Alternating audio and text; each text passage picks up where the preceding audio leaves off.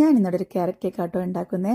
Carrot cake ഉണ്ടാക്കുമെന്ന് പറഞ്ഞിട്ട് എന്താ ഈ ഓറഞ്ച് കാണിക്കുന്നതെന്ന് പലർക്കും തോന്നുന്നുണ്ടാവില്ലേ? അതൊക്കെ പറയാട്ടാ.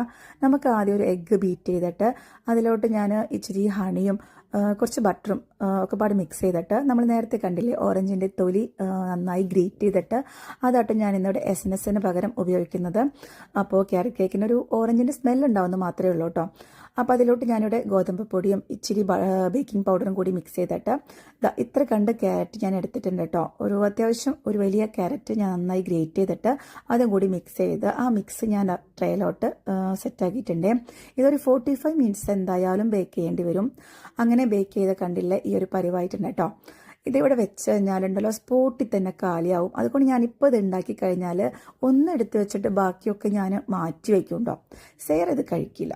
ഇത് ഇഷാൻ്റെ കേക്കാണ് കേട്ടോ. ഇഷാൻ ഇത് എപ്പോൾ ഉണ്ടാക്കി കൊടുത്താലും കഴിക്കുന്ന ഒരു അവനിഷ്ടമുള്ള ഒരു കേക്കാട്ടോ. കണ്ടില്ല, അത്യാവശ്യം ക്യാരറ്റ് ഞാൻ ഇതിൽ കുത്തി തയ്ച്ച് വെച്ചിട്ടുണ്ട്. ഇതിൻ്റെ ടെക്സ്ചർ കണ്ടോ, നല്ല സോഫ്റ്റും കഴിക്കാൻ നല്ല എന്തായാലും എല്ലാവർക്കും ഇഷ്ടമാവുന്ന ഒരു ക്യാരറ്റ് കേക്കാട്ടോ ഇത്.